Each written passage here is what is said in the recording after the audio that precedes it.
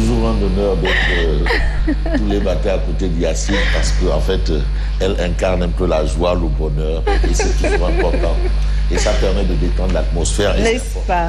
Alors vous avez un peu les témoignages des uns et des autres qui viennent de partout par rapport au travail que nous faisons, que vraiment c'est intéressant parce que ça permet au moins de se tirer du lit avec la bonne mine. La bonne mine, mine, toujours pas facile parce pas que du tout. La vie est un combat, il faut combattre pour la dépense, il faut combattre pour le loyer, l'électricité, l'eau, l'école des enfants, la belle famille. C'est un ensemble. Voilà, les voisins, parce que l'Afrique reste toujours ancrée dans cette dynamique de solidarité entre voisins, entre familles, entre peuples. Donc voilà, c'est toujours bien quand même de se réveiller assez détendu. Alors merci pour ce témoignage et c'est un témoignage qui nous vient spécifiquement de monsieur le maire de Rufisque, monsieur le maire Daouda, tonton Daouda. Voilà. C'est Daouda. Qui n'est pas un jeune, c'est quand même quelqu'un d'un certain âge. Alors qui prend la peine de se lever le matin pour la prière. Sans nul doute pour la prière. Papa, bonjour. Le président du Douad pour la prière, mais aussi pour prêter une oreille attentive à ce que nous faisons. Donc c'est un honneur. Ils sont nombreux, l'imam Ratib Mohamed, Moustapha Diagne également. Alors, il faut les encourager à nous suivre. À nous suivre également, oui. Et nous demandons aussi à d'autres de prendre la peine de nous suivre parce que l'affaire, c'est ici. L'affaire, là, c'est ici. Pour traduire un peu le wolof, affaire du fil. Donc, merci pour le plaisir que vous accordez aux téléspectateurs. Ah oui, en tout cas, c'est un réel plaisir. Encore une fois, je vous le rends d'être avec vous ici sur ce plateau. Alors, n'oubliez pas, vous pouvez nous suivre sur Sen TV, l'officiel. Nous sommes actuellement en direct, mais également sur YouTube. Fabrice, l'actualité la plus présente. Oui, absolument. C'est la sortie au vitriol. On ne peut pas qualifier ça de sortie au vitriol de Mimi Touré. Bon. Moussa Diao, merci de nous accorder du crédit. Je sais que vous êtes toujours là. Vous êtes Moussa Diao, bonjour. Il est venu nous faire un bonjour hier. Lui de Koloban. Lui, c'est Koloban. Mais ne baille Gamour. Moussa Diao. Alors, merci de nous accorder une oreille attentive. Alors, il faut souligner la sortie au vitriol. On peut qualifier ça de sortie au vitriol. Parce que le débat est là, il enfle. Est-ce que Macky Sall va faire un troisième mandat ou pas? Parce que la Constitution est assez compliquée. Parce qu'on a vu quand même des spécialistes en la matière. Nous sommes que de simples profanes, voilà, on écoute. Mais quand tu as le constitutionnaliste, professeur titulaire de chaire, c'est quoi un professeur titulaire de chaire? C'est celui qui crée de la matière. Aujourd'hui, il ne subit plus la matière, mais il crée la matière. En l'occurrence, Babacar Gueye, qui est vraiment très habile au plan des idées avec Moundiaï Sissé, Babacar Gueye justement, mais qui dit que non, la Constitution telle que rédigée,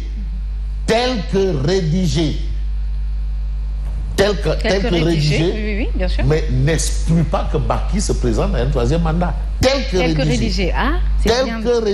C'est bien de Parce savoir. que aussi, il y a la notion de lettre et il y a la notion d'esprit. Les gens vous diront que oui, mais Macky Sall a dit. D'accord.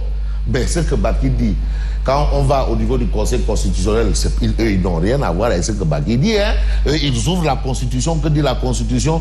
Voilà, nul ne peut faire un mandat. C'est la Constitution de quelle année? Telle année. Voilà, la décision, c'est ça. Il y a la jurisprudence à Blaïwad. Ah oui. La jurisprudence à Blaïwad. Oui, donc bref.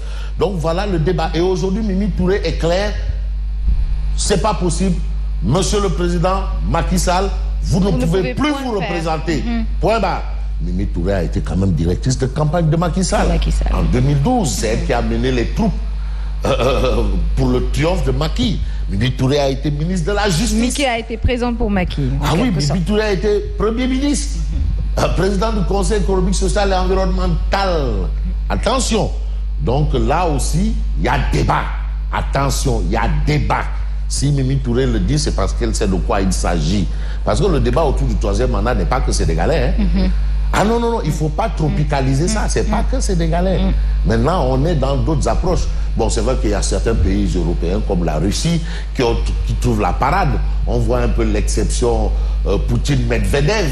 On voit un peu à quoi ça ressemble. Bref, de toutes les façons, le débat est posé et Mimi Touré a une position tranchée. Très bien.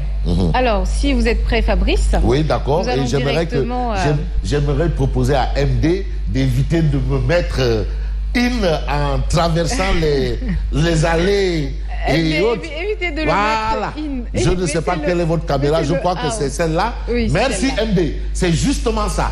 C'est exactement ça MD. Merci. Voilà. Et non, ça, Fabrice et In. voilà. Ça, c'est une remarque faite par Moussa Diaw. Il a très bien insisté hier. Mais pourquoi traverser devant les caméras? C'est une faute technique. Bon, bref, en tout cas, les fautes, on les vit au quotidien. Hein? Bref, donc voilà. On commence par la tribune. Voilà la tribune. Et à la une de la tribune, c'est Mimi Touré. Adjaratou, Mimi Touré. Mimi Nino. Débat autour du troisième mandat. Mimi limite les mandats de Macky à 2. Pas plus ni moins. 2. Voilà, pas plus. Pas plus ni moins. 2. Le 31 décembre 2018, le président Macky Sall avait dit qu'il termine en 2024. Donc, elle prend au mot le président Macky Sall. Gorche. Tchawarja. Il l'a répété à plusieurs reprises. Gorche. Warja. Nul ne peut exercer plus de 2 mandats consécutifs. Ce qui est attendu, le respect de la Constitution. Que dit la Constitution? C'est exactement ce que, bien entendu, le président Macky Sall lui-même avait dit. C'est mon dernier mandat. Et là, Mimi Touré prend le président Macky Sall au mot. Bon, voilà. Et puis, ça c'est le débat autour du troisième mandat. Et il y a aussi un autre fait. Enseignants, pêcheurs, ménages, étudiants, le Front social en position de guerre contre le régime. Aujourd'hui, il y a une situation latente, le Front social en ébullition. Et puis, tractation politique, Abdoul Mbaye et Khalifa Sall pour un front large et uni de l'opposition et de la société civile. Ça, ce sont des informations qu'on a à la une de Tribune. Et puis, Vox Populi parle de présidentielle 2024, Mimi élimine Macky. Éliminé, total. Est-ce que c'est à Mimi d'éliminer Macky ou bien c'est au Conseil constitutionnel d'éliminer Macky? Là encore, c'est une autre question. Parce que aussi, il faut remettre les choses à leur place. Chacun doit jouer son rôle. Quel est le rôle de Mimi? Eh bien, c'est peut-être pour rappeler à Macky, écoute, tu l'avais dit. Mais qu'est-ce qui se passe? Alors, la question du troisième mandat est derrière nous. Macky Sall, réélu le 24 février 2019, a affirmé à plusieurs reprises qu'il effectuerait son second et dernier mandat. Ça, c'est clair. Il n'y a pas à débattre là-dedans. Ça, ce n'est pas de la science, ce n'est pas de la physique, ce n'est pas de la géographie. C'est clair. Voilà. On n'a pas besoin d'être professeur titulaire de chef pour comprendre. Mais, sur ces questions, il y a des gens qui sont spécialistes et qui vous disent que la Constitution telle que rédigée, n'élimine pas Macky. Mais Mimi élimine Macky, c'est ce qu'indique bien entendu Vox Populi. Et puis série de rencontres avec les forces de l'opposition, Khalifa Sall tisse sa toile pour bâtir un front anti-Macky. Voilà, c'est clair, un front anti-Macky, c'est ça. Présidentielle 2024, Mimi élimine Macky, c'est ce qu'on retient. Et puis on a des faits à propos de la suppression de la ville de Dakar, parce que c'est important. Il y a des débats, ça bouge dans tous les sens. Mais il faut avoir une lecture froide un peu, pas chaude, froide, de tout ce qui se passe. Débat autour de la suppression des villes, comme Dakar, Rufisque et autres. Débat autour du mandat du président. Opposition Mouroxo. Khalifa Sall qui est en train de s'organiser et qui tisse sa toile autour de ceux qui ont dit que non, nous, c'est pas Mouroxo. Et parmi ceux qui ont dit qu'ils ne sont pas Mouroxo, tu as Déthié Fall, qui était du parti Réumi et qui aujourd'hui est dans le cœur des Sénégalais parce qu'il a dit la vision de Macky Sall s'arrête à Diamniadio, comme l'avait dit son mentor avant. Comme l'avait dit Idrissa Seck. Voilà, maintenant aujourd'hui, il est dans le cœur des Sénégalais. Voilà. Donc la situation est là. Les conseils municipaux s'opposent à la mort de Dakar. Et pour vous dire, les travailleurs des collectivités locales sur le pied de guerre. Parce que ce n'est pas seulement les maires, ce n'est pas les adjoints aux maires, ce n'est pas le conseiller municipal, c'est aussi l'état civil. Ah oui, et aujourd'hui, les travailleurs des collectivités, et parmi les travailleurs des collectivités, tu as la radio municipale de Dakar, des journalistes, tu as l'hôpital, les hôpitaux, les médecins, tout ce monde-là. C'est pour cela qu'il est écrit la réaction de Sidi Ndiaye. Mais Sidi Ndiaye de dire, nous avons l'impression d'avoir un pouvoir autocratique. Aïe aïe. Ça, c'est d'avoir assez un pouvoir dur. autocratique. Autocratique.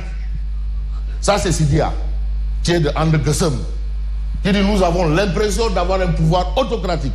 Alors là, maintenant, il va faire du Gessem ou du Gor ou du Boudi, on ne sait pas. Pour l'instant, la situation est là. On peut passer au journal Walf Fadjri, Walf Quotidien. 3e mandat, Bimi invalide Baki. Au Sénégal, la question est derrière nous. 75% des citoyens africains.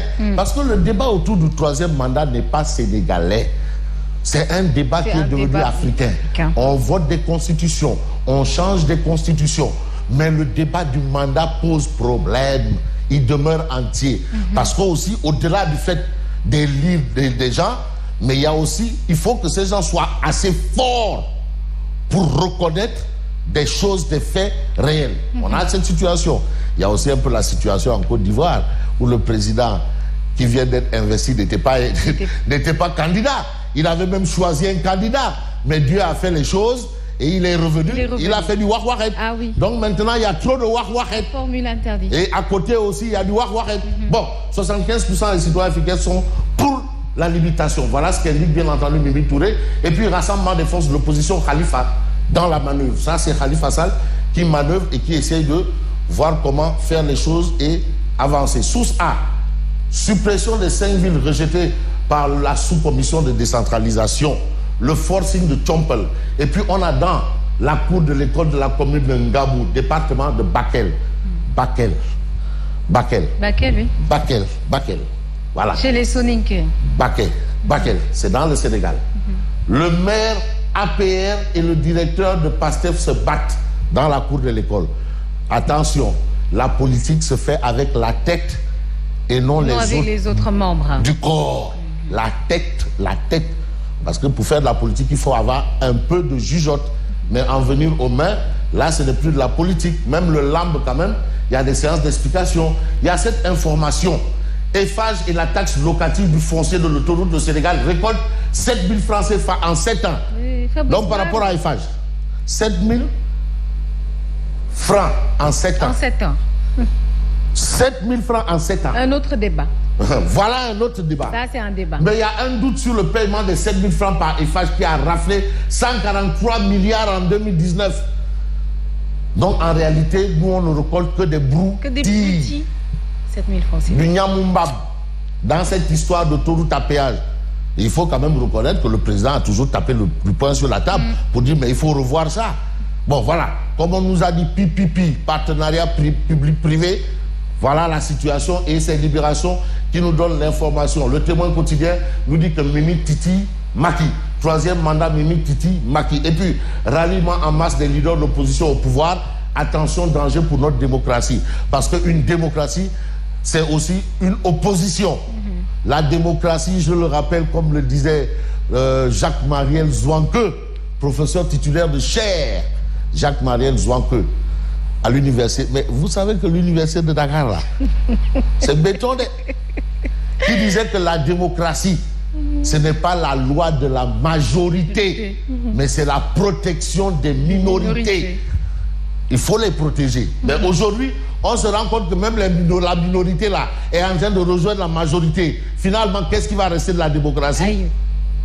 Voilà. Donc, on peut s'intéresser, bien entendu, à Enquête quotidienne qui parle des états, de l'état des hôpitaux dans l'arrière-pays. Et là, c'est Mbalo Diacham de Andegessem qui est interpellé. Parce que la situation des hôpitaux, c'est bien. Bon, Yacine est à Dakar. Quand elle est malade, elle va au CTO. Hein, voilà.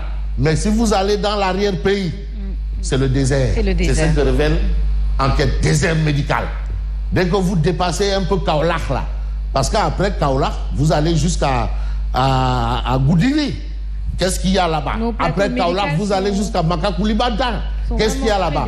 Fouras. Et aujourd'hui, Enquête, à propos justement de cette situation, parle de désert médical. Voilà la situation. Mais vous avez des localités où les gens naissent, grandissent et meurent sans voir un médecin. Ah oui. Sans voir de médecin. Docteur, médecin, docteur. On n'en doute pas du tout. Et c'est le personnel de santé là qui s'en occupe. Voilà, donc il y a des combats à mener par rapport à ça. Et puis, ça s'appelle quoi? Ça s'appelle, bien entendu, critique. Pour terminer, critique indique vaccin contre la Covid-19 au Sénégal la grande inconnue. Parce que c'est le débat qui fait rage aujourd'hui. Le vaccin. Mais au Sénégal, on ne sait pas. On ne comprend pas, on ne voit pas. Qu'est-ce qu'il faut faire? C'est d'attendre, peut-être, que la maladie va reculer.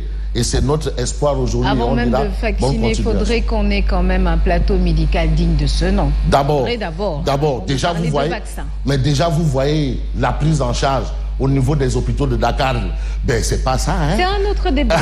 C'est pas ça, hein. Bon, déjà si on nous dit que là c'est compliqué, mais imaginez dans une localité là-bas. Les coins les plus reculés. Je parle de Saraya, où vraiment ça va, hein.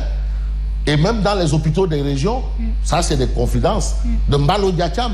Si vous allez voir la liste des gens consultés par le médecin-chef, ou bien le médecin qu'on a fait, le seul, c'est le gouverneur, la femme du gouverneur, l'adjoint au préfet, donc les autorités.